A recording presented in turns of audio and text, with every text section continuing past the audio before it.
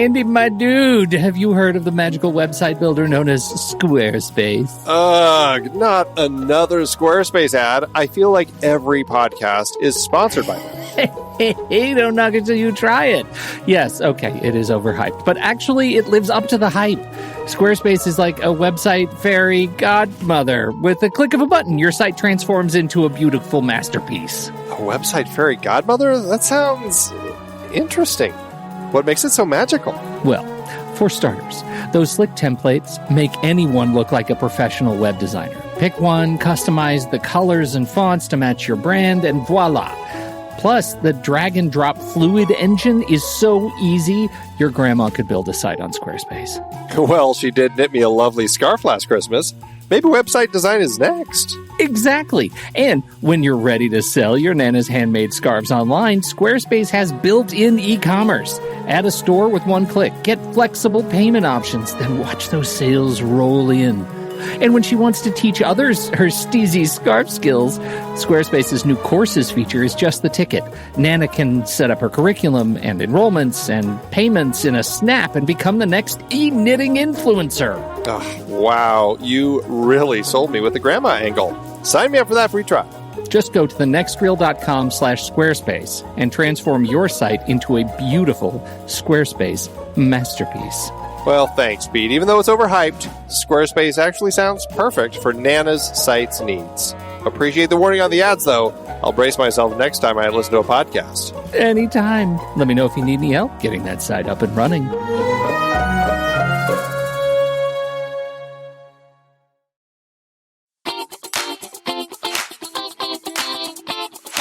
Welcome back to CinemaScope, where we rev up our engines and kick up some dust in this month's exploration. I'm your host, Andy Nelson, and today we're diving into the gritty, raw, and unapologetically Australian realm of Ozploitation. Born from the country's cinematic renaissance in the 1970s and 80s, Ozploitation burst onto the scene with a brash, no-holds-barred attitude that challenged conventions and pushed boundaries. Join us as we explore the key themes, motifs, and audacious spirit that define Ozploitation and consider its place in the broader context of Australian and world cinema. Joining me today, I have Professor Mark Ryan from Queensland University of Technology and the leading international expert on the Australian horror movie industry. Hello, Mark.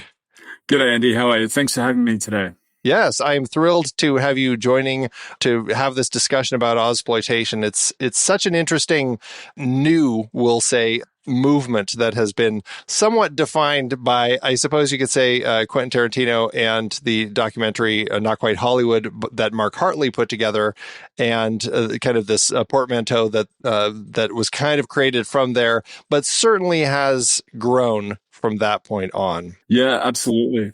Yeah, and I want to talk about just the term Ozploitation because, I mean, it really did spark this renewed interest in Australian genre cinema. And it's a very catchy label, and to that end, it's like, is it in some capacity not helping? On the other hand, it is bringing attention to a lot of films, some very bold, audacious films, but it does raise these questions about the implications of grouping a very diverse group of films, lots from many different genres, under a very sensationalistic banner.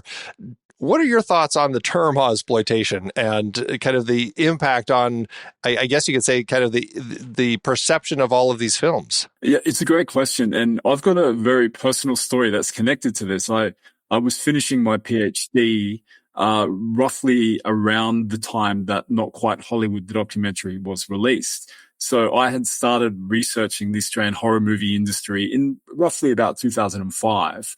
And then I finished in 2009, and the documentary was released in 2008. And so at the time when I was doing the research, in the context of Australian cinema and scholarship and film criticism and histories of Australian cinema, Australian genre movies were largely ignored. Like, there was no detailed account of having a tradition of genre filmmaking. And where scholars or critics would talk about these genre films that existed in the 70s and 80s and, in the 90s and 2000s, they were kind of really dismissed or denigrated, and they were not viewed as valued as mainstream Australian cinema, which was largely independent art film movies that represent the national character or have this kind of projection of cultural identity on screen that were often, in the 70s and 80s, set in the outback, My Brilliant Career, Crocodile Dundee, all these types of movies. And then in the 90s and 2000s, more kind of suburban, urban movies, but all about the Australian character, cultural movies and so on, which tended to be dramas, comedies, art movies, and so on. So at the time when Not Quite Hollywood came out, it really was a lot of people and a lot of generations were hearing about these kind of Ozploitation movies for the first time. And to be honest, even though I was researching horror movies, a lot of the other movies I had never discovered either. So particularly, The Man from Hong Kong, some of the action-based movies, the sexploitation movies. So the documentary was absolutely instrumental in kind of shining a spotlight on a heritage of genre filmmaking that had perhaps been forgotten or passed over or ignored. And it introduced those films to a whole new generation of people. And at the time, I was teaching at a university, so I started playing Not Quite Hollywood in my film courses at university. And so all these students were coming through and just, experiencing Barry McKenzie for the first time and Patrick and Road Games and all these movies. And, the thing that struck me was everybody here was like, wow, we didn't realize that Australia made these type of movies. Because if you read the mainstream accounts of Australian cinema, it's Picnic at Hanging Rock, which, is a great film, but it's kind of a more artistic film. And movies, like The Piano, quirky Crocodile Dundee, these movies that really deal with cultural expression. Australia's long been like a national cinema. Cinema has been tied to this idea of reflecting cultural identity. And anything that hasn't done that has kind of been seen as secondary or perverse or something like that. So when Not Quite Hollywood came out, all these people who had in Australia who loved genre cinema were like, oh, wow, we actually do have a heritage of genre cinema. And so going back, and Umbrella started re-releasing all these movies. A lot of these movies were not available at the time until the documentary came out. And so all these movies were given a second life. And so people kind of rediscovered them, and it's really kind of gone from there. Obviously, it wasn't called Ozploitation until that documentary. And before that, it really was just kind of all these genre films that were kind of all scattered, and people likely didn't group them together in as much a way that they did now. But can you speak at all to, like, I don't know, in your research, can you speak at all to the reputation of these films critically and commercially at their heyday, like when they were being released? Were they looked at as something that were very popular, or were they also kind of looked at as like, oh, that goes into the B movie house? It's a great question. The complication with this term Ozploitation is the fact that Hartley, he's done a great job in creating this category, Ozploitation, but he's kind of pulled upon all these different areas of Australian cinema and then lumped them under this category of Ozploitation. So some of the films and some of the genres that he's included are not even really regarded as genre filmmaking per se. And that's why Ozploitation's kind of got this really quirky characteristics. It's because he's lumped all these different areas together. So the three areas he looks at in Not Quite Hollywood is ockers, knockers, and pubes, which is essentially a grab-all category for ocker comedy, ocker comedy and sexploitation films. And so ocker comedy and these sexploitation movies were emerging in the early 70s. So in Australia, the film industry is underwritten by government funding, government subsidy. Without government support, the film industry has kind of ceased, it's really struggled at various points in history. So before the 70s, the local film industry wasn't making a lot of feature films. Gotcha. And so government regulation comes in, they start pumping money into, grants for filmmakers, funding a national film school, creating institutions to support filmmaking.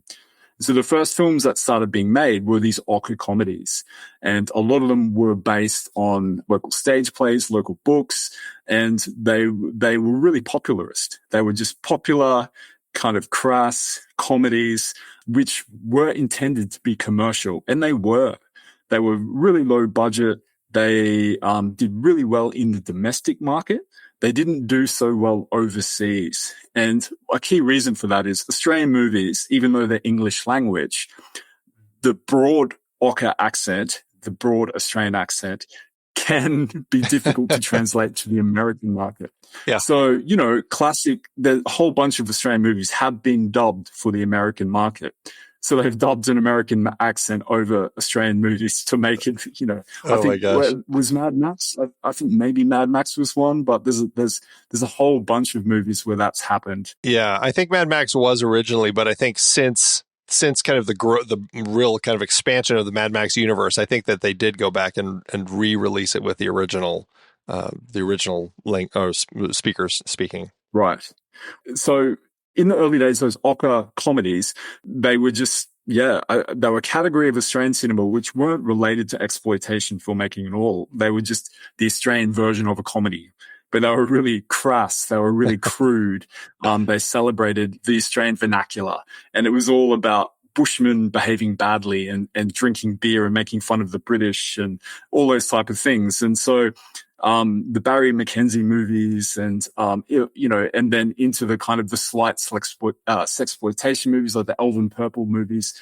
It was a combination of kind of the fact that the R18 plus classification had just come in, so filmmakers could be more risque, but these movies weren't necessarily regarded as exploitation at all. They were just regarded as popular genre movies when they first came out. Yeah, fun films to watch, right? Yeah. Fun films, exactly, yeah. And they were popular in Australia, but they didn't travel that well overseas, and they didn't get wide releases overseas. The second category that the documentary looks at is horror thrillers. And they started emerging in the early 70s as well. And they were part of this push to create popular movies. But what really changed in the Australian landscape was that in 1975, the Australian Film Commission was introduced. And so they kind of axed the previous government organisation, which was the Australian Film Development Commission or corporation. I can't quite remember what that last C stands for. One of those acronyms. Yep. One of those. But that organization was purposefully supporting popular genre movies. There wasn't necessarily a sense that they were exploitation. They were just making, the Australian equivalent to genre movies. But when 1975 came around, the AFC came into being, that organization saw those movies as a disgrace, and they wanted to kind of really create more valued higher brow or what scholars regard as middle brow, a combination between American indie movies and European art movies. And so they started supporting, landscape-based movies, historical movies, what's become known as the period film or the AFC genre film. So My Brilliant Career, Picnic at Hanging Rock, these movies were lyrical. They were about, periods of Australian history. They were slow. They were artistic. And so these genre movies became seen as, debased or kind of, not appropriate for a government-supported national cinema. Hmm. And this is where this dualism really kind of like starts developing.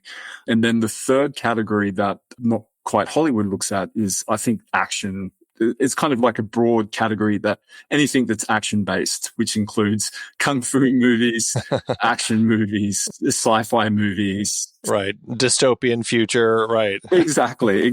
Anything that's kind of like an action-based narrative. Yeah. And they really kick off at the end of the 70s and then into the 80s when the 10BA period comes into being. And so the 10BA, and they talk about a lot in Hollywood, was quite notorious because the government started stepping away from directly funding movies, and instead they had this tax shelter, this tax mechanism where they would pay 150% recoupment on investment for investors. So you get, not only 100% of your money back, you get 150% of your money back. And it was just a really lucrative. Why wouldn't you invest in a film if you're going to get more than what you invest in it back? Yeah, right. And you get tax shelters. Yeah. So it really supercharged the industry. And then all these fly-by-night producers who had a commercial sense started just pumping out, low-budget genre movies. And then this is where I believe Ozploitation really starts kicking off. So we really do start making a lot of exploitation movies in this, late 70s through into the mid 1980s, into the late 80s. Gotcha. Yeah. And they really start doing it cheap. They start kind of like really targeting the American market to try and get film sales to recoup their budget and to go into profit. And, that's when you start getting your turkey shoots and your fair games. And I think if you think about genre as a continuum from, highbrow, if you go more art horror, highbrow horror, an imagined middle where it's just like a straight genre movie, and then down into your cult exploitation schlock type movies. I think your 80s, the 70s, Australian filmmakers were just trying to make genre movies, but they were very much influenced by the American market and American cycles. Yeah, because there definitely is this feel that these films, American exploitation cinema had been kind of always kind of running under the American film industry, especially through like this, the 60s, really into the 70s. And it did feel like, as I was watching some of these films, that there was this sense of influence that the Australians likely pulled from some of these American filmmakers, and that they drew some inspiration from their American counterparts. But they're different. And I guess that's the thing, is like these Australian filmmakers were still trying to do something uniquely Australian, putting a spin on them, it felt. Yeah, absolutely. And an important point is that, before the 70s, we didn't have any traditions of our own genre of filmmaking at all. So filmmakers were looking to America, and to an extent Britain, but largely America, to kind of, what are we making here? So, if they were looking to make horror movies, they were looking overseas. But yeah, filmmakers during that period in particular, they were quite hybrid. Generically, filmmakers were stitching a whole bunch of influences together. If you think about Inn of the Damned or something like that, it's this crazy cowboy movie set in the Australian outback with Gothic inns and, literally an American cowboy bounty hunter looking for this, trying to solve the mystery of these people killing travelers coming through Gothic. Like, none of that has any cultural resonance in Australia or anything. It was just this weird mishmash of kind of generic, hammer horror and American cowboy movies and so on, all mushed together to create this genre film. And so some of the films in the 70s and 80s were quite quirky. A lot of them, they either tried to de-emphasize the Australianness or they really amped up the Australianness. And if they amped up the Australianness, they were often set in the outback. They featured all manner of Australian animals. They really celebrated the Ocker accent. The g'day mate, how you going? Shrimp on the barbie type, language. And so they definitely developed their own flavor. And, and stuff like the Ocker comedies and so on. That's just the Australian sense of humor, the Australian sensibility, shining through. And that's why those movies in particular were so distinct. And there was a strong reaction against our British heritage. Australian culture is always being caught between being a colony of Great Britain, but also being heavily influenced by popular culture from America. So those movies in particular were like, making fun of Britain and also trying to say, look, we have our own identity and so on. So all of these three categories that Hartley looks at, there's a lot of cultural dynamics going on that influence the generic conventions that are evident in these movies. Right. Yeah.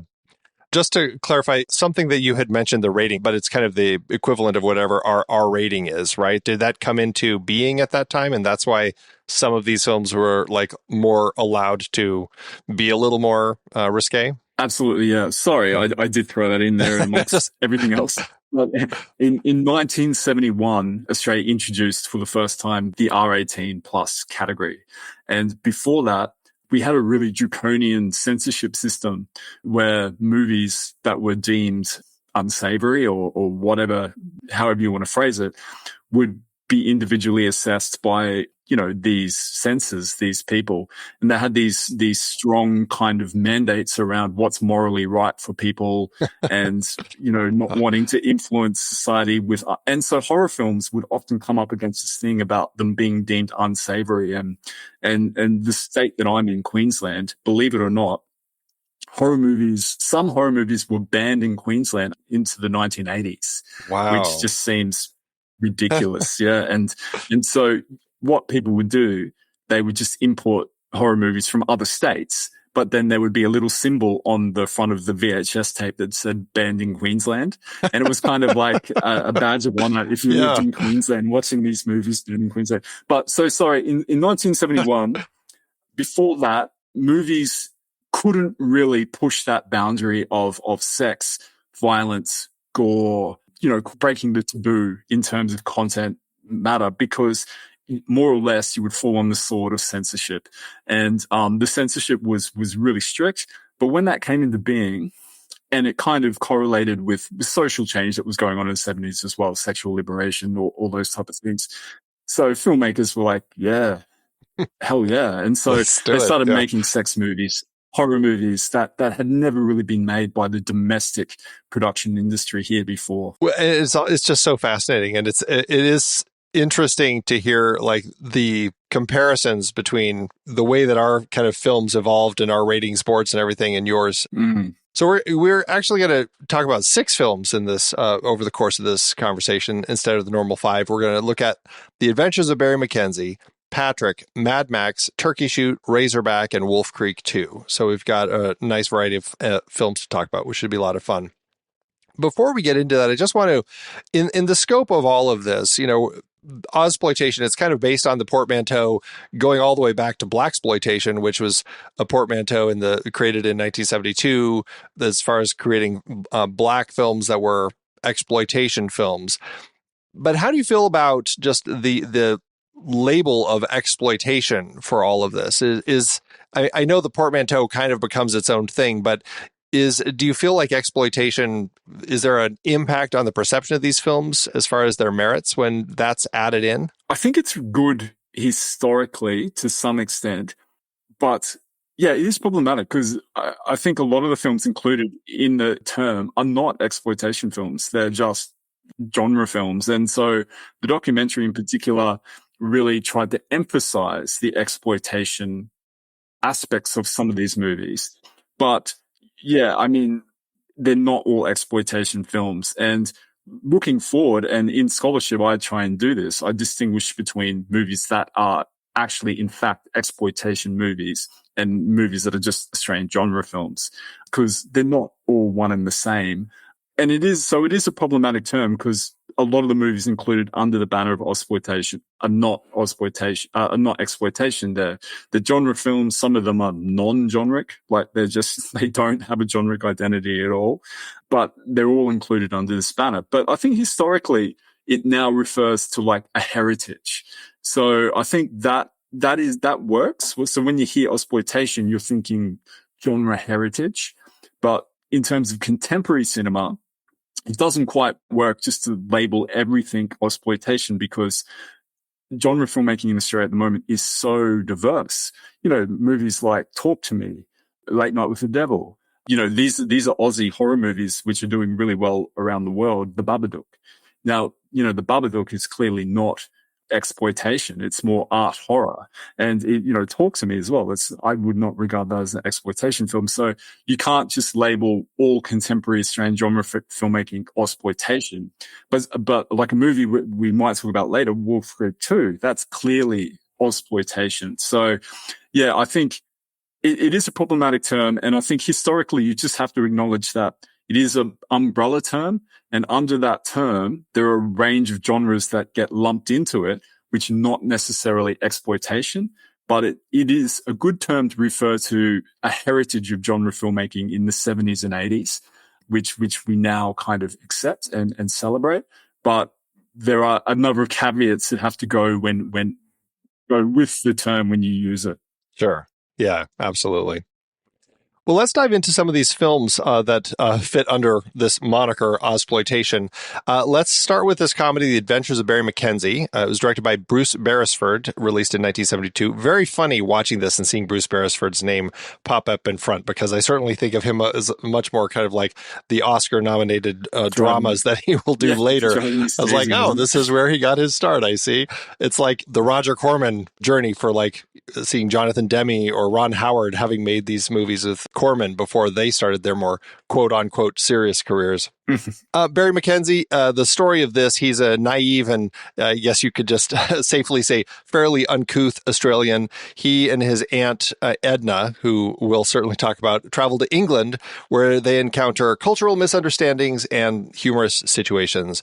The film is known for its crass and crude humor, which may be particularly offensive by today's standards. It does satirize both British and Australian stereotypes, with Barry and his aunt Edna becoming iconic figures that have endured in popular culture. Edna's character, played by a cross-dressing Barry Humphries, went on to become a beloved and enduring part of Australian comedy. I had heard of Dame Edna before this film, and I had seen Barry Humphries dressed as her. I think Barry Humphries may still continue to perform this, but he has actually passed away, unfortunately. Oh, okay. Okay. Just recently, last year or so, yeah. Gotcha. But I feel like this was a character that he was kind of performing throughout his life, right? Absolutely, yeah. Yep, Dame Edna became an iconic kind of Australian comedy character, to the point where, quite recently, people almost forgot Barry Humphries, and Dame Edna was just like this character in its own right, you know? Right. Like he wrote a biography as Edna, right? Isn't that like how far he went down that road? Yeah. That's so funny. And Dame Edna would pop up and everything. She'd comment on political events, social events, comedy sketches. She just became like this public figure that was comedic, and everyone just embraced her. So funny, so funny. Well, stepping back to the film, I mean, what do you think of the film as far as how it's portraying Australians? Its use of kind of crass, boundary-pushing humor certainly influenced development of comedy style. Lots of beer drinking. That's something that they really emphasize that the Australians love to do. What do you think of this film, and what kind of how it's fitting into all of this? It's an oddball. It's an odd one. I love it, but it's really coming from this kind of this dualism between, to some extent, the bush and the city, and then this Australian and this British kind of dualisms. And so in the early 70s in particular, there was this big question that everyone was facing in the cultural industries about what is the national character? Like, what is cultural identity in Australia? And so there has been a long tradition of, bush set plays, bush like literature and stories. And so this character that Barry Humphries made up of Barry Mackenzie is kind of really playing upon this idea of the stereotype of the bushman or the bush larrikin. So the larrikin is this idea in Australian culture where there are people from the bush who don't like authority. They're easygoing. They can't take anything seriously. And it's this stereotype of the typical Australian who is said to exemplify what it means to be Australian. This movie really picks up on this character. And at the time, we were still questioning, are we a British-based culture, or do we have our own unique culture? Oh, and so okay. Barry Mackenzie was this vehicle to kind of really question, to kind of make fun of the British and to kind of show, well, actually, we do have our own culture. And so it was rooted in this idea about, we're just easygoing bush guys and we love our beer. We don't take anything too seriously. And so that's kind of a bit of an underlying kind of philosophy underpinning this movie. And the idea that they go to Britain and it's just, a big fiasco, and they're making fun of everything, and the vomit projectile, that scene where he's just vomiting like all over this British doctor or whatever it was just making fun of our British heritage. Yeah. Trying to draw distinctions between Australians and the British and show that we have a unique kind of cultural identity, I guess. But as you suggest, it's not a realistic, accurate reflection at all. Right. even by the 70s, in Australia, I can't remember what the exact figure is, but the vast majority of us live on the coastline, right? On the east coast of Australia, I think it's like 80% of the population live on the east coast of Australia. And so this outback, the rural landscapes, it's a big country, but very few, a small proportion of the population live in the outback or rural locations. And so in national culture, this idea of the bushman has an outsized kind of weight in defining who we are as people, when most of us actually live in cities, suburbs, urban landscapes, or, all that type of stuff. And yeah, so even back then in the 70s, it wasn't an accurate depiction, but it was kind of just making fun of our British heritage and trying to put a flag in the sand saying, look, nah, we're Australian, and, this is who we are. But it wasn't necessarily trying to be political. It was trying to be popular. So it really was appealing to, toilet humor, drinking culture, macho sensibilities and stuff prevalent in Australian culture at the time. I think that's something that I definitely enjoy, is it feels like it's tapping into a lot of what Australia was likely in that early 70s when it was made, and kind of giving us a sense of it, but like a comedy does. I mean, you could say the same thing about what you're seeing in what you'd call like lowbrow Adam Sandler sort of humor or something like that. It's like, right, we're not portraying like people in a realistic way. It's amping up all of these silly aspects of it to really make a comedy out of it. And to that end, I thought that they did a pretty good job of making fun of a lot of those little those quirks about these Australian characters like him, but also the Brits, but also in a way where I enjoyed all of these characters. It wasn't, I never felt it was done in like kind of a hateful way, looking down on anybody. And so I found that to be kind of really interesting about this film that I wasn't expecting. Yeah, look at the likable larrikin is kind of a common phrase referring to, you kind of like them, but they're silly and, hard to like. It's this character type that's very popular. But my favorite scene in that movie is the game show. I think it's the first one, the game show at the end, where the British citizens are trying to compete in the game show to get citizenship to come to Australia. And so the whole game show is just making fun of how cold England is and how prim and proper and how all British want to come to Australia for the sun, the beach, all that type of stuff. And to me, that scene is just like a really nice microcosm of what that movie's trying to do. It is vulgar at points, and a lot of cultural critics didn't like it at the time here in Australia because they thought it was giving this sense that we're vulgar, simple, boorish, all these type of things, when not all of Australians were like that at all. It was really playing on this bush ideal. But yeah, that game show at the end was just like, yeah, look, Australia's great. British people want to come here. And it was just like this fun little satire or poking fun of English culture. And I love that scene. Yeah. Yeah. It's a very fun film. It's worth checking out. I mean, I did have to turn the subtitles on for that one because it is very Australian in the way that they speak, to a point where, and my mother's Australian. I've kind of had Australian ringing through my ears, but even for me, like, some of this was pushing to a point where I'm just like, I don't know anything that they're saying, because it's also a lot of slang that gets thrown out, like larrikin and stuff, that I'm just like, I'm not sure I understood anything in that sentence. So a big feature of the opera comedies in particular was celebrating the local vernacular. So, which was all just slang. So it was trying to pack in as much slang as possible. And that, to an extent, was kind of seen as defining us as being different. So yeah, like, even when I watch it, I'm like, whoa, I've really got to, I've got to really struggle to kind of follow what they're saying. Yeah, right. It'd be comparable to, like, I don't know, Valley Girl, kind of a different, like, it's your own language, like your own country's dialect, but it's a group of people that somehow have created all sorts of slang and stuff that you're like, I need a translation because I'm just not understanding everything you're saying. Yeah, it was big in the 70s and 80s, that real strong Ocker slang, but it's not quite as common these days. So yeah, my father and his generation were very well versed in it, but yeah, I struggle with it a little bit. Yeah, right. Well, let's shift our attention to Patrick. Patrick is a great example of horror. 1978, directed by Richard Franklin.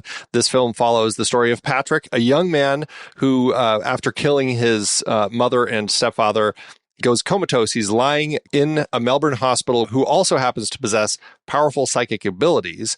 The story largely focuses on Kathy, a nurse who is assigned to care for him.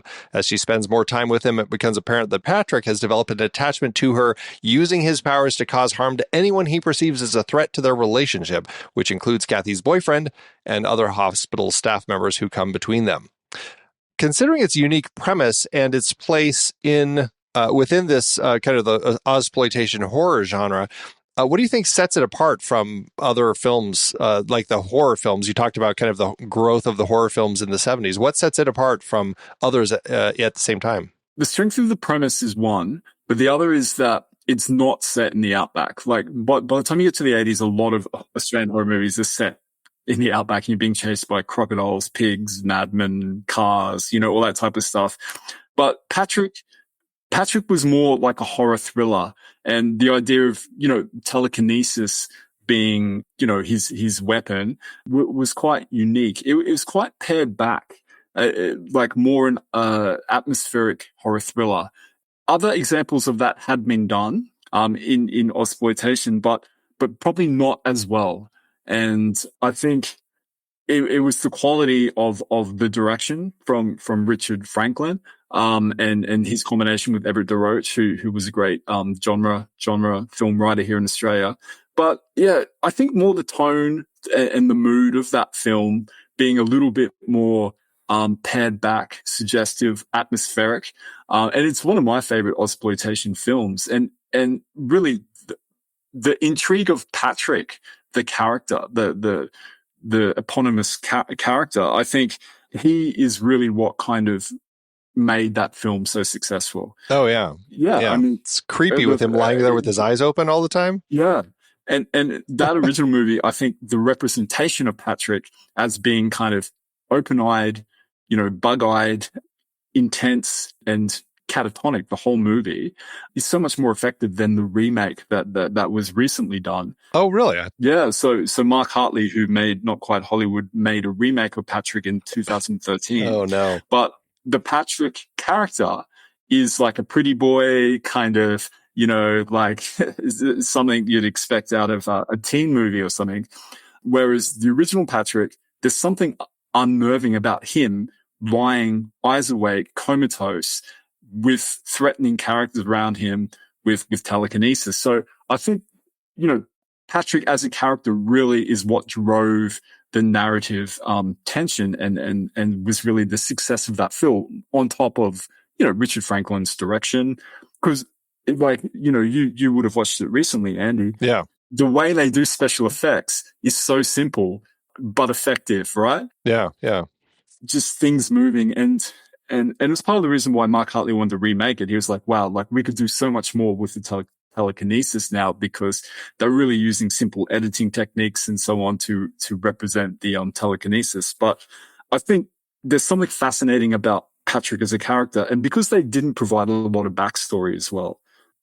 I think there's a scene in the original movie where he kills his mother, and then before you know it, he's in this hospital comatose. Right. Yeah. It's like he falls, like he throws the, electric heater into the bathtub where she and his stepfather are bathing together, and electrocutes them both. And at that point, he just kind of falls over comatose, is my recollection.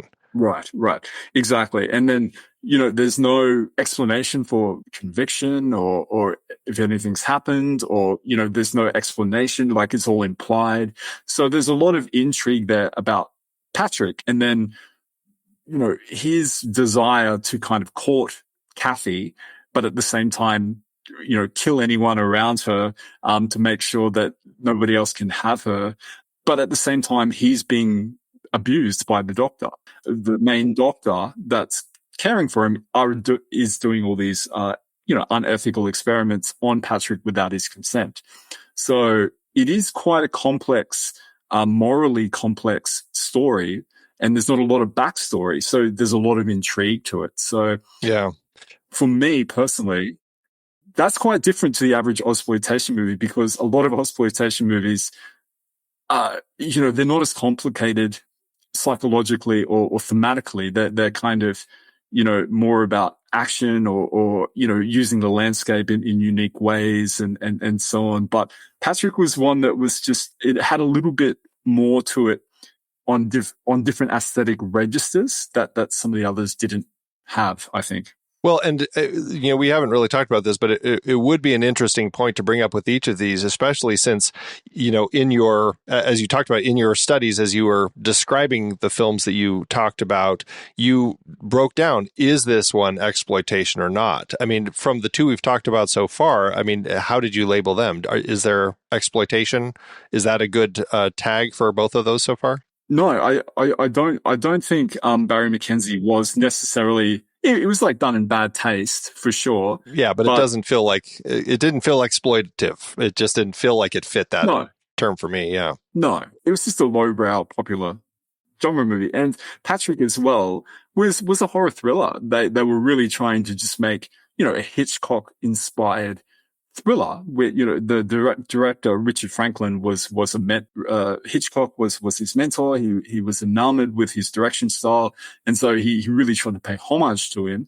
So yeah, he was trying to direct like a classy horror thriller. So I think where the exploitation kicks in is when the Italians did an unauthorized sequel of it, right. called Patrick Lives or something like that. And that was a pure exploitation film.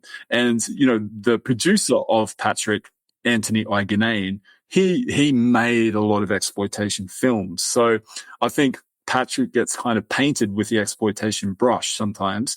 But yeah, I think it's not really an exploitation film. It's an attempt at a solid, B-grade horror thriller. I mean, if there's anything that felt like they're pushing, trying to get it into the exploitation genre, it would be that opening bathtub scene, because I mean, you're seeing some nudity and stuff, but it's like that still is a little bit of a stretch to call it exploitation for me. Yeah, because it's kind of like true to the narrative as well. You can read into it that he's killing his mother because of Oedipus complex or right. whatever it is. Something going on there. Yeah. Yeah.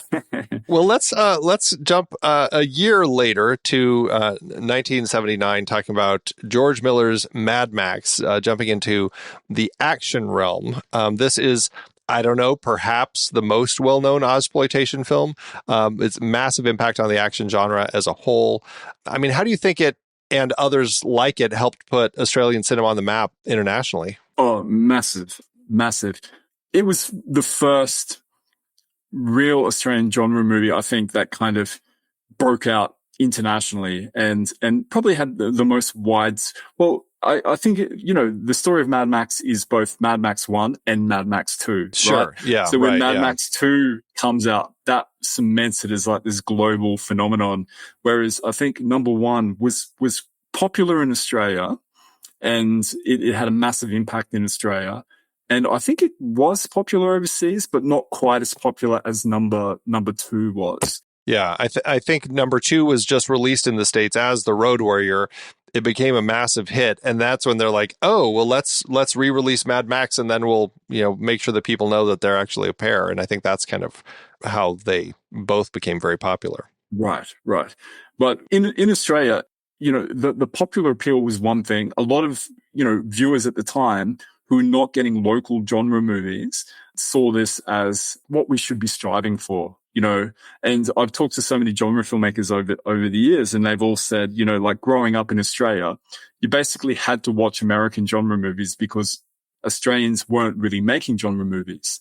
And there's only so many times you can watch Mad Max, so a lot of us who liked genre pictures would have watched Mad Max over and over again because it was Australian, but it really kind of met all those generic kind of touch points where some of the earlier Ozploitation movies were mishmashes. They didn't get wide releases, so not widestream audiences were watching them in Australia, but Mad Max really broke through. And so that's the reception side. But in terms of production, it was really unique because George Miller had been a medical doctor. Right, yeah. He decided to, from the money he made from that, he decided to become an independent filmmaker. And that style of filmmaking, and there's been tons of documentaries about it, was quite different for what was going on in the period films that were being made, which were really slow, lyrical, long shots, long takes, all this type of stuff. And he went to this, frenetic action style, which, because being an independent film, wasn't really regulated. So if you watch the film now, every time I watch it, I'm like, how did people not die making this movie? Yeah, right. Especially with stories today, you're like, oh man, they were lucky. Absolutely. There's certain scenes in Mad Max in the original Mad Max, where motorcyclists come off their motorbikes and you see their heads hit the ground and bounce on the highway. And that's not special effects. That's an actual stunt double coming off, hitting the road in an action sequence. And my mind boggles that people didn't die making that movie. So for Australian cinema at the time, it was really different type of making a movie. And that really kind of stood out amongst what was being made at the time. Yeah. And I haven't really said yet, but just in case people aren't familiar with Mad Max, the movie follows Max Rokitansky, who is a police officer in kind of this dystopian future Australia where society is falling apart. There's a vicious biker gang that he is kind of coming up with, and the other police, they kill his wife and child, and he becomes a vigilante seeking revenge. Car chases are intense throughout the film, and I think that's one of the things that really stands out.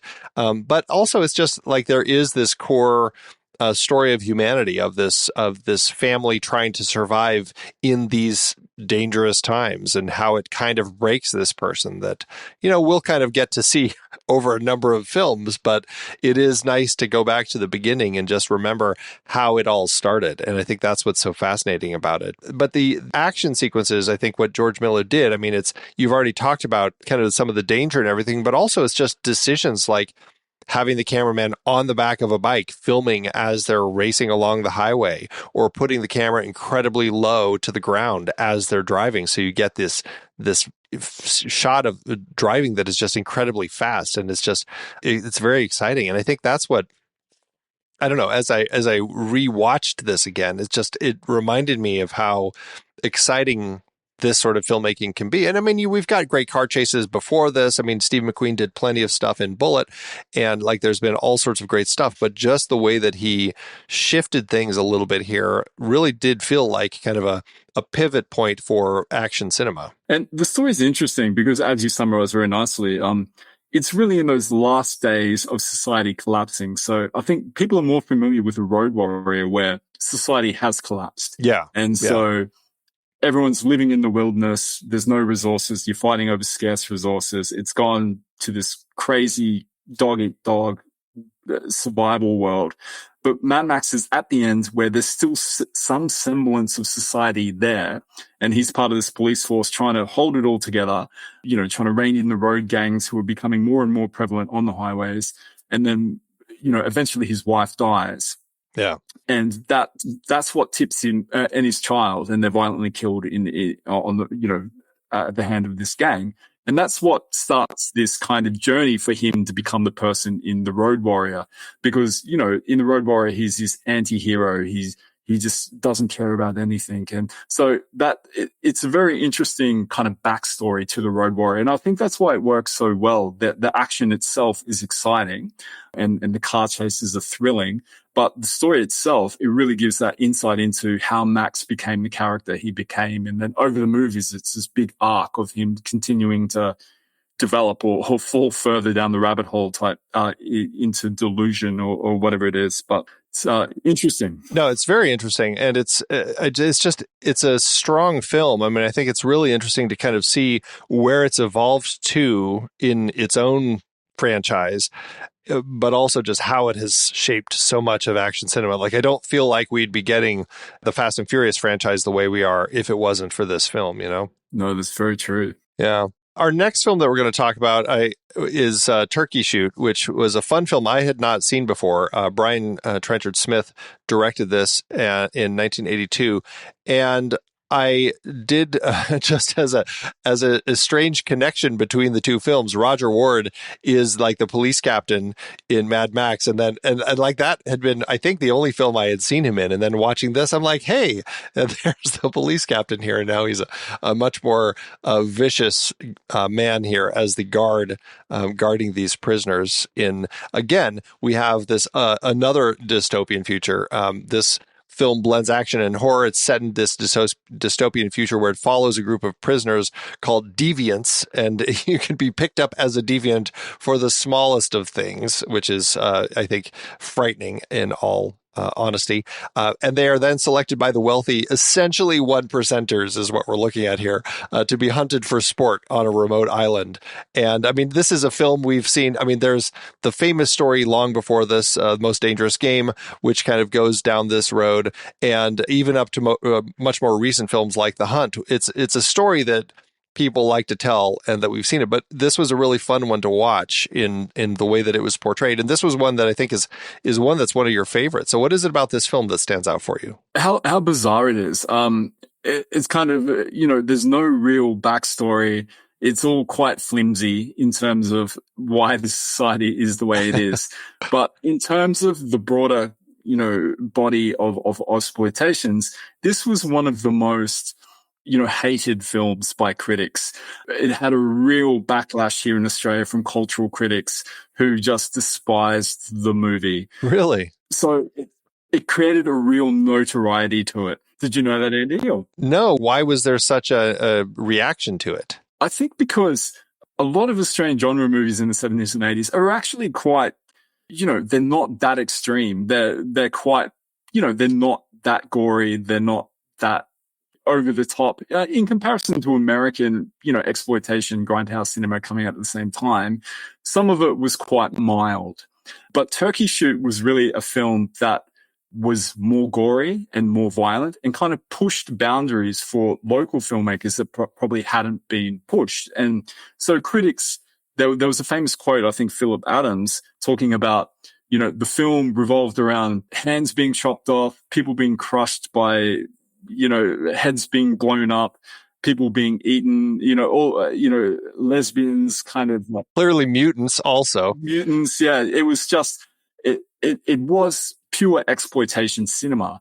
And I think it was more extreme than the average Australian exploitation film and quite gratuitous in certain areas that pushed a lot of buttons for cultural critics who were really advocating for this quality Australian cinema movement, which was our mainstream cinema at the time, which was trying to reflect a positive view of the cultural identity that they wanted taken seriously. And then you get a movie like Turkey Shoot, where, people being hunted and blown up and this kind of splatter gore film around this really thin plot just drove people crazy. At the time when this came out, The Hunt, which was a recent film that came out over here, it certainly felt timely with kind of this whole story of the 1% and everything. In Australia at the time, did it feel like there was this kind of unrest because of like disparate classes or anything like that? Like, did it feel like the class warfare element of the film kind of pulled from that? No. Oh, okay.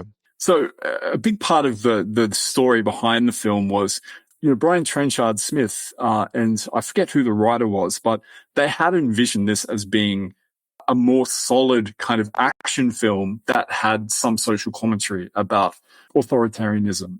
And so the script had a much longer first act that set up this society and the way it functions. Okay. But Anthony Ganane, being, a very commercially minded producer, he couldn't raise the amount of production budget that they had originally intended. And so Brian Trenchard Smith tells this great story about how the budget got slashed by 1.5 million, which was a huge amount at the time. And so basically they just cut out the first entire act and just had this tiny little voiceover like narration at the beginning saying authoritarian society or whatever it was. Right. So they essentially cut out all the bit that established the social problems in society, that gave it a more of a serious tone, that put it in the, the general action category.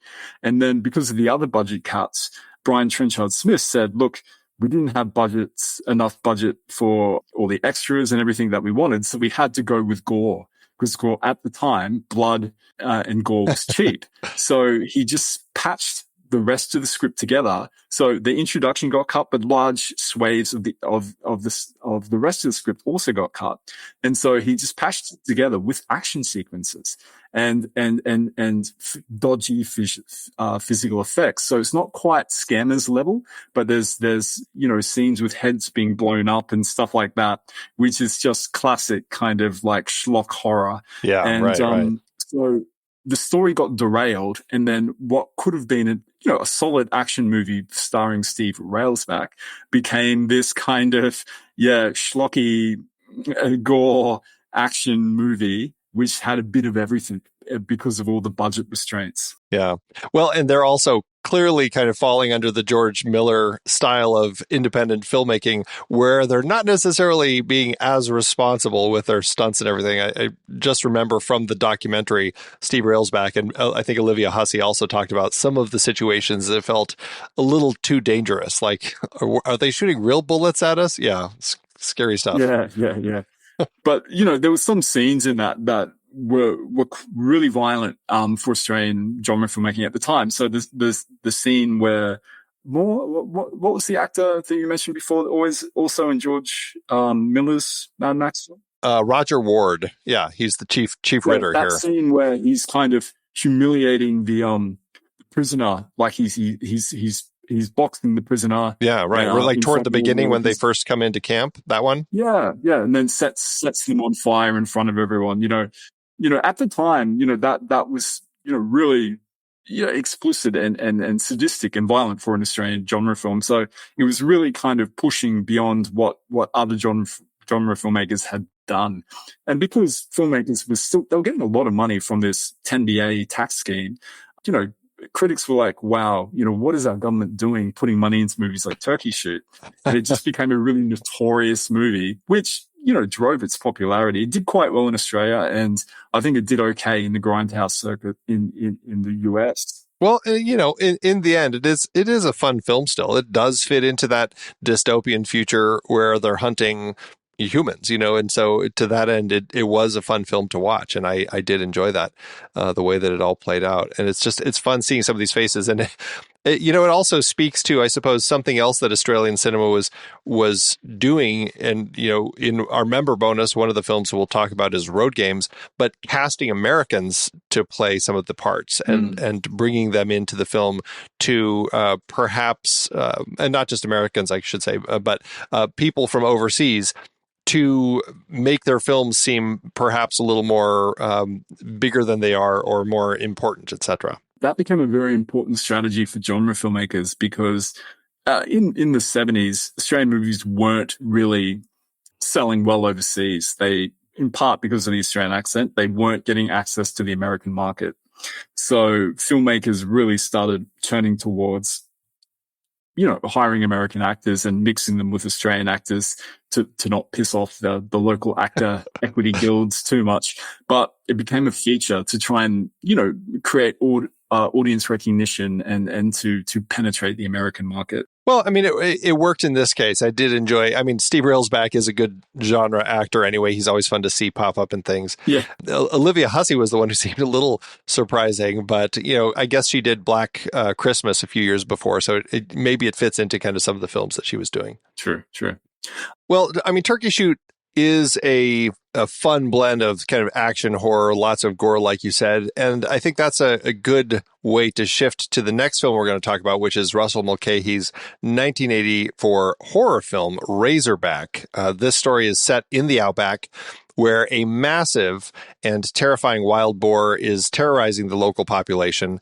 The film follows Carl Winters, an American hunter who arrives after his wife has disappeared, but we know she was killed by the boar. He joins forces with a local farmer to track down and kill the beast. And of course, they uncover dark secrets within the community that add an extra layer of mystery and danger to their hunt. So this film is, it's notable for some stunning outback landscapes and cinematography, definitely very visually striking film, a beautiful backdrop for the horror that unfolds. How do you think that this film, the use in this film of the outback setting and the use of the creature feature formula kind of contributed to its place within the horror genre? This is one of my favorites as well. So Patrick and Razorback are up there for my favorite Ozploitation movies or Australian genre movies. This is a very fun film. I had a great time with it. Yeah, and it's a little bit bizarre, isn't it? And and that's what kind of makes it different to the American genre films at the time. It kind of, like it doesn't really have a proper act structure. You're following one character, then you're suddenly following another character. It's kind of all the characters are bizarre caricatures, and then especially those two brothers. By far, Benny, yeah. I think Benny and Dicko Baker, and the scary pet factory or the pet food, abattoir, pet food abattoir. Oof, jeez. It's a bizarre film, and it's quite an iconic Australian horror movie because of the visual style, that use of, the red outback, and the way that Russell Mulcahy ended up filming the outback for the time was really quite unique, because the period films that I talked about, the more quality, middle-brow Australian movies that were being made, a lot of those were shot in the outback, but it was kind of long takes, long shots, kind of slow, contemplative paces, much more akin to art cinema. In this film, Russell Mulcahy kind of depicts the outback as this weird netherworld. It's a little bit more like a Mad Max movie in that, there's cars hanging from dead trees. There's smoke. Right. There's smoke at nighttime. You go into the outback and it's kind of, there's big cracks in the salt, and it's almost fantastical in its representation. It's not a realistic or an artistic depiction of the outback. And so it's one of these films where the landscape itself, like Picnic at Hanging Rock, is a character in its own right. And the landscape itself is this scary kind of entity that is capable of producing a monster like Razorback. So Razorback is this giant pig that is abnormal. It's a monster. It's a mutated beast that craves human flesh.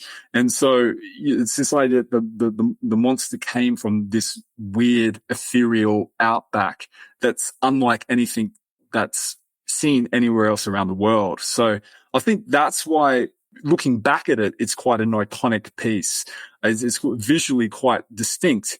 At the time, it was billed as like a major genre picture. It was going to be the biggest genre picture since Mad Max.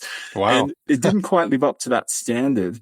The marketing didn't quite catch. It kind of was originally promoted as a serious horror film.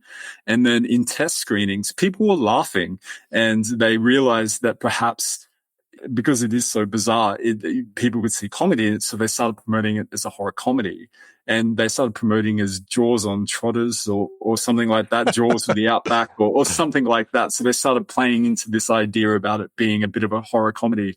So at the time, it didn't do quite as well in Australia as they had intended it to. But over time, it's definitely become, a cult horror film here in Australian cinema. And it's one of those, if you look back at it in comparison to other films, visually it's iconic, but it's got a lot of the characteristics of exploitation movies. So, you mentioned Ben and Dicko Baker. Those characters are, these eccentric miners living in holes in the ground who essentially shooting kangaroos and raping women on the highway. It's just right. They're horrible, but they are so funny. Like it was like that's what it was. They were enjoyable in their disgustingness. Like they were just vile people to just love. Exactly, vile. And it became this trope across many movies that, people living in the outback were these masculine eccentrics, mayhem on the highway. And Razorback's got all of that. It's got car chases, and it's got giant animals attacking cars, and it's got gore. It's definitely one of my faves. Yeah. And the hunter too, right? I mean, the farmer that he's working with may as well just be called the hunter, because he is a very effective, like he is what you picture of like the outback hunter, right? He just looks like the guy who was born with that rifle on his arm. He just is very intense. And he's there, talk about kind of exploitation. Like the film begins with him at home taking care of his grandson, and the Razorback rips through his house, grabs the infant out of the crib, like runs off with it. I'm like, wow, okay, that's a way to start the film. Exactly. And at the time, that was viewed as like a satirical take on the Lindy Chamberlain case, where she was a lady who her baby was taken by a dingo. Yeah, right. And at the time, the media didn't believe her. And so that scene is kind of like seen as like a parody of that, like a pig stole my baby. That's very funny. And because at the time, Russell Mulcahy was best known for being a music video director. And so some of those scenes, particularly in the outback when the character is kind of lost, stumbling through the outback, it's almost shot like a music video with all the smoke machines and all that type of stuff. But I think it's a fun watch. It's definitely not a typical 3-act structure genre movie by any stretch of the imagination. And and it also, we can we'll move on here in a sec, but there is this element that you've mentioned the stories that take place in the outback, and one of the films that we'll talk about in our member bonus content is Wake and Fright, which definitely ties into this. But this film also explores kind of those small town secrets, and things are happening out here, and you have the quirky characters, but you also have this sense of like this small town where, I mean, as soon as they say, hey, we think we saw it, like everybody goes out and jumps onto their vehicles to go track down the pig. It's like they are a hardcore bunch who are just drinking in bars and ready to go out and kill pigs and stuff. So that's an interesting element in this film for sure. And that's something a lot of those films share. It's got that kind of bush myth kind of underwriting a lot of those characters, that was prevalent in the Barry McKenzie movies as well, like hard drinkers, anti-authoritarian, but pulled together, mateship pulls them all together and those type of things. So yeah, Razorback is an interesting film that has a lot of the characteristics across a lot of the Ozploitation movies. From there, I mean, Ozploitation, it did, as we've kind of talked about, the official. I mean, it's all kind of, however you want to define it, but it did kind of die. These genre films kind of died in the 80s. However, people, was it changing audience tastes, Hollywood competition, the way that the Australian film industry was shifting? But genre films did continue and have been very strong there, especially rising in recent times. How would you describe kind of the evolution Ozploitation had from its beginning all the way to this decline, specifically focusing on now and how it's this lasting legacy has kind of grown? Because the next film we're going to talk about, Wolf Creek 2, certainly exemplifies where it's gone from its time in the 70s and 80s. Yeah, absolutely. So the 1990s marked a massive shift in how films were supported publicly by the government. So they wound back that 10BA scheme that was funding a lot of the films in the 80s. And the government agencies, the Australian Film Commission and another agency called the Film Finance Commission, became direct funders or financiers of Australian movies. So a lot of the exploitation movies that were being made kind of dried up during the 90s.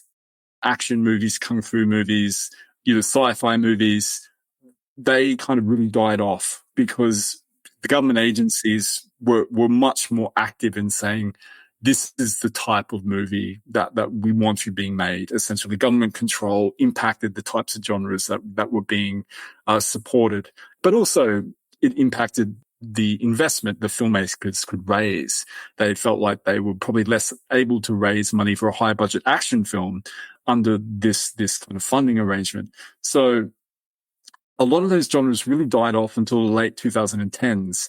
Horror continued because, horror being a low budget genre, it continued through the 90s into the 2000s. But, your oku comedies kind of evolved from being, really vulgar and distasteful to being, just more regular comedies, right? So oku comedy kept going, but became more mainstream, less kind of distasteful. And sexploitation had died off in the kind of the early 70s. And that was really just a market cycle in reaction to the introduction of the censorship scheme.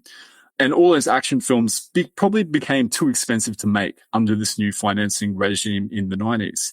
But horror films got really low budget. They got very independent, and they weren't as high budget as they were in the 80s. So some of these movies in the 80s were being made for like $5 million, which for the time in the Australian film industry was a lot of money. In the 90s, they were, barely scraping over $1 million. They were very low budget. So you had a handful of movies like Body Melt, which was, exploitation, trash cinema. Great title, yeah. Yeah. And, a handful of others. And then in the 2000s, you really have this massive boom in horror movie production. You have a few horror movies emerging in the early 2000s, like the Spirig Brothers' Undead, which was an ultra low budget indie movie. And Saw. Yeah. Saw could have been an Australian movie. They couldn't get it up in the Australian film industry. So that was kind of representative of what was happening at the time. So the funding agencies were not funding horror movies. So to get it funded, you had to privately finance a horror movie. And so Saw didn't get funded by the government system, and they couldn't get producer interest in Australia, and they went overseas. So 3 movies really kind of marked the turning point. It was Undead, Saw, and then Wolf Creek. So Gotcha. Those 3 movies came out in the space of 3 years. And Wolf Creek was really the turning point. And after Wolf Creek was made, and on the back of Saw, everybody was like, wow, these guys just made $100 million from a $1 million budget. We can so do that in Australia. Yeah, right. And then Wolf Creek really kind of solidified that. And so after that, horror has never looked back. Gotcha. In the late 2000s, a new funding model came in called the producer offset. And so that's like a revamp of the 10BA. It's a tax offset where you get 40% of your budget back on whatever you raise, and there's no cap. So if you raise $30 million to make a movie, you will get 40% of that money back at the end of the process from the government. So it's a really lucrative kind of incentive to make films. Right. It's kind of like the tax incentives across America in different states. Like New Mexico has such huge tax incentives these days, and drawing filmmakers there to make movies. Right. And there's no kind of limits on the types of movies you can make. There's no limits on the budgets. So when that was instigated in 2007, by the 2010s, Australia's making a ton of genre movies again, and we continue to make them.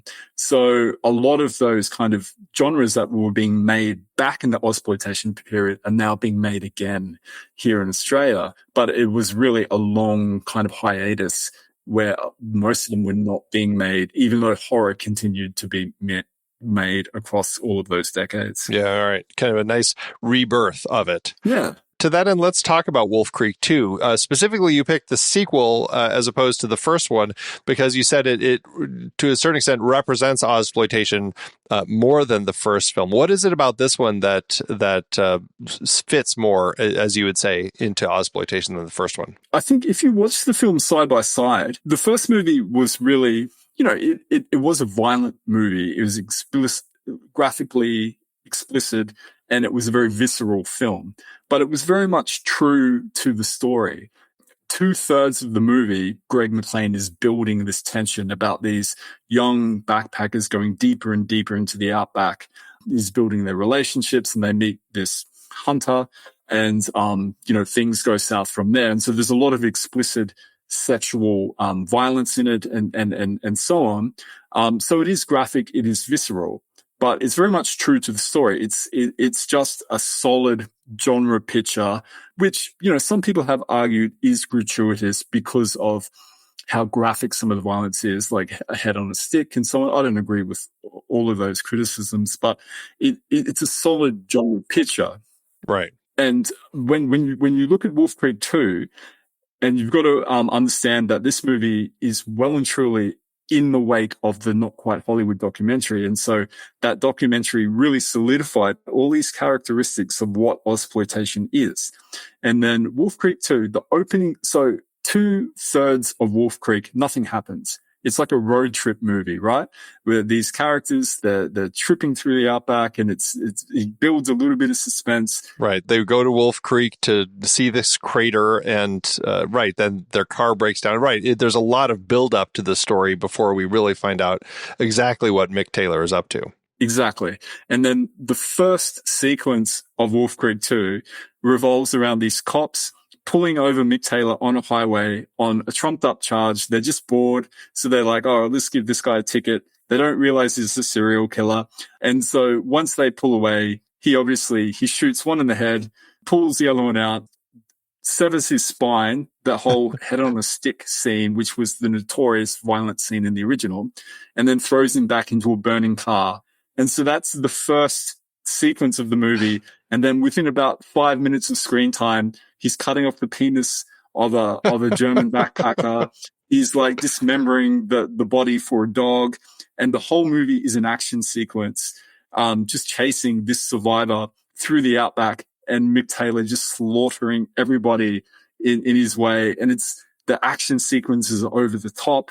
The violence is just in bad taste. And then there's the famous scene at the end of the movie where he has the backpacker that he's run across the desert. He's finally caught him, taking him back to his lair. And he's doing this jilted kind of cultural quiz to see, he offers the guy his freedom if he can beat Mick Taylor in this cultural quiz.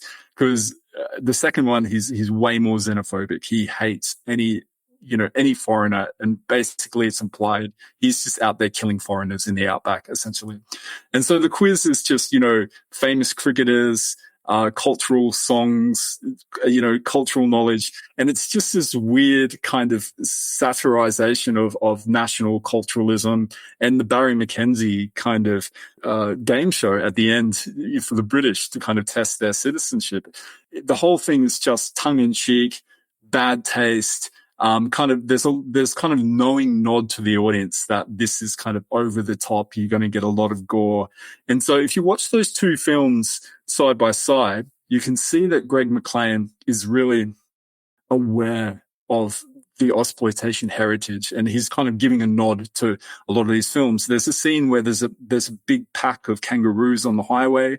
Mick Taylor's in a Mack truck, and he just mows them all over. He runs them all over. And they're like bouncing off the bonnet of the car. And it's kind of like almost this homage to road games, the action sequences are homages to Mad Max and all these things. So that movie is pure exploitation. It's over the top. It's exploitative. It's lowest common denominator. It's bad taste. It's all these type of things, where I think you can make the argument that Wolf Creek is trying to be a solid genre picture.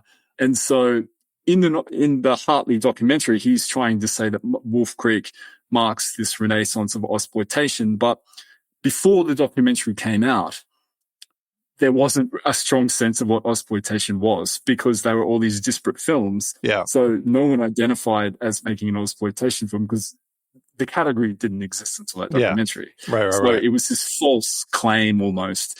Whereas now, once you get to Wolf Creek 2, you can see that filmmakers embrace it. They're playing up to it. They're trying to be an Ozploitation film. They're throwing back to the 80s and 70s and trying to outdo films from the 70s and 80s. Well, and they're having a lot of fun doing it. I mean, it is over the top, violent, crazy. John Jarratt, who it's funny, like watching like all of these Australian films.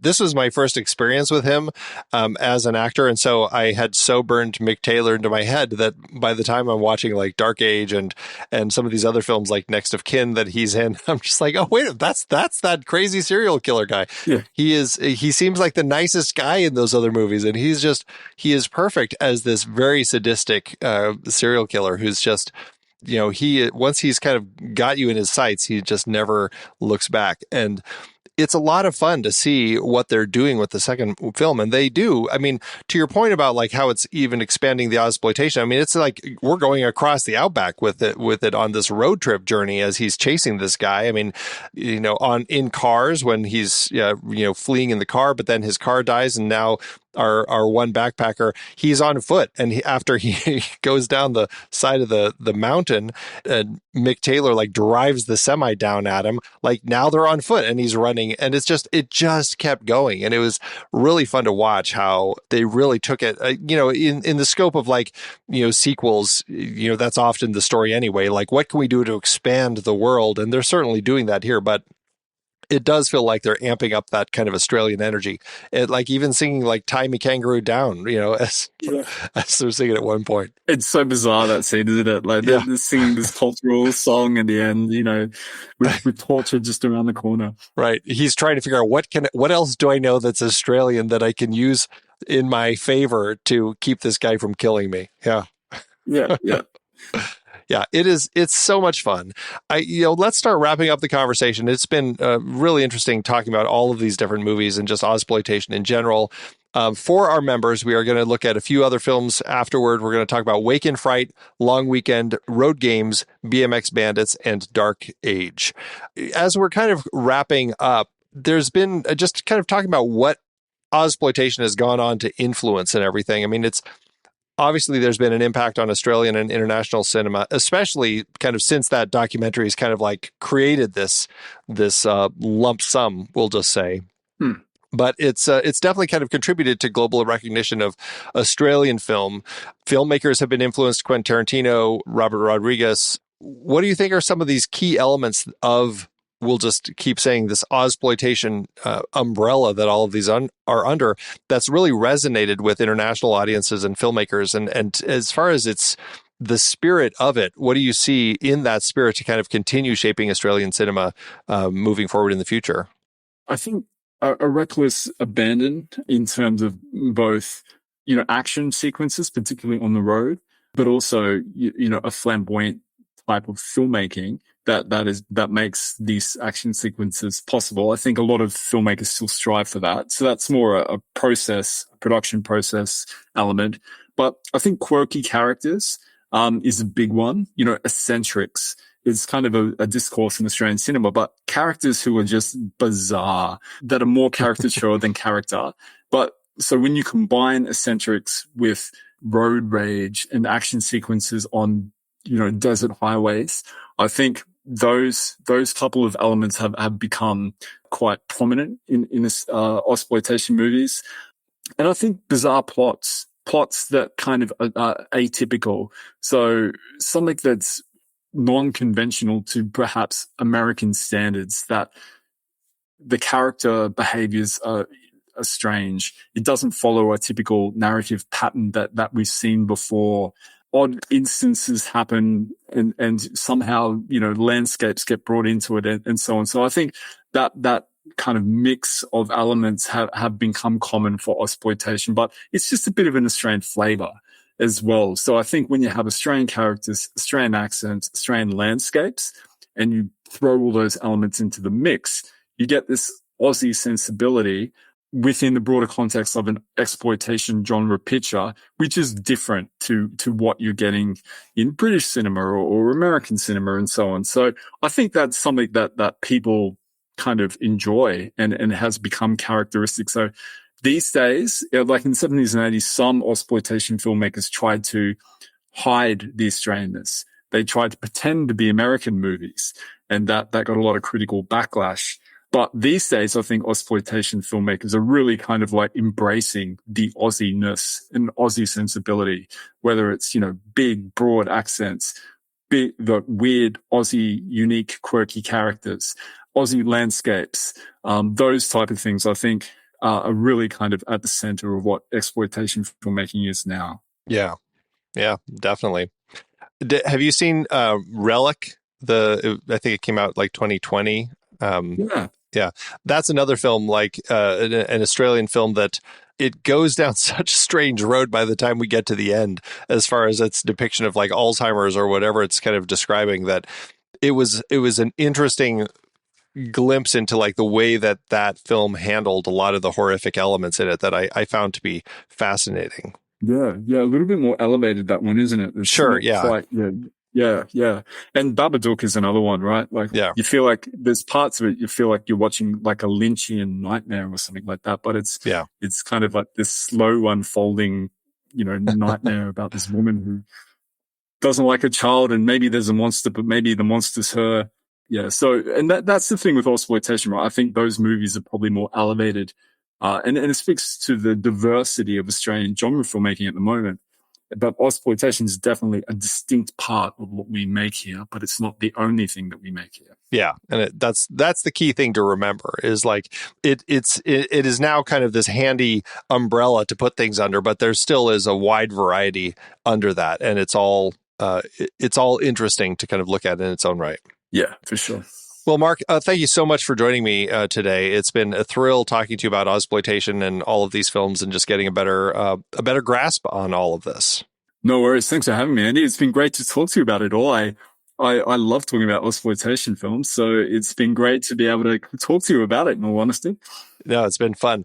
Mark, any socials or anything you're working on right now that you want to tell people? I am working on a comprehensive history of Australian horror movies from silent cinema to now, and that will hopefully be done at the end of this year. Fantastic.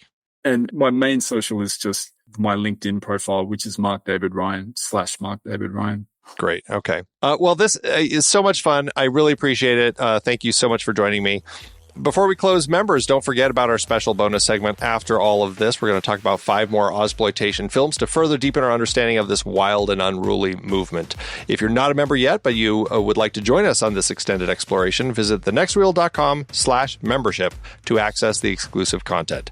Next month, we will be diving into the vibrant world of anime, examining its diverse genres, styles, and cultural significance. Join us as we uncover the captivating stories and visuals that have made anime a global phenomenon.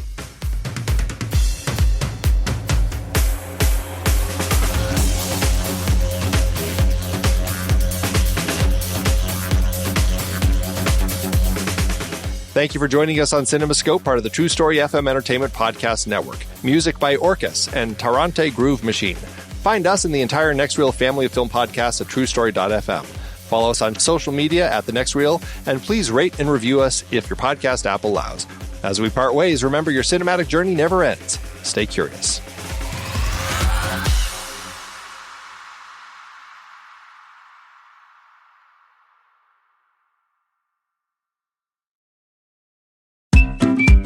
I've been podcasting since 2006. In that time, I've tried countless hosting platforms, but in August 2022, we switched to Transistor to power all of our shows here at True Story FM, and it's been a game changer. I love the Transistor allows unlimited podcasts and storage without extra charges. We can publish so much content, and we do.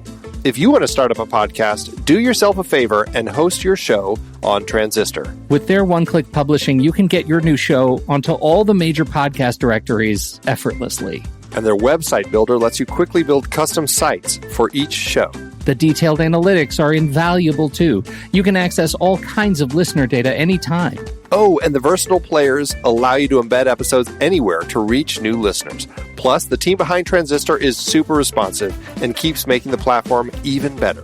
After using countless hosting services over 15 plus years, Transistor has been, hands down, the best podcast partner for us. If you want a hosting platform to take all the worry out of getting your podcast out into the world, go to thenextreel.com/transistor and check it out. Support our show and support your own show by going to thenextreel.com/transistor. Start growing your podcast today.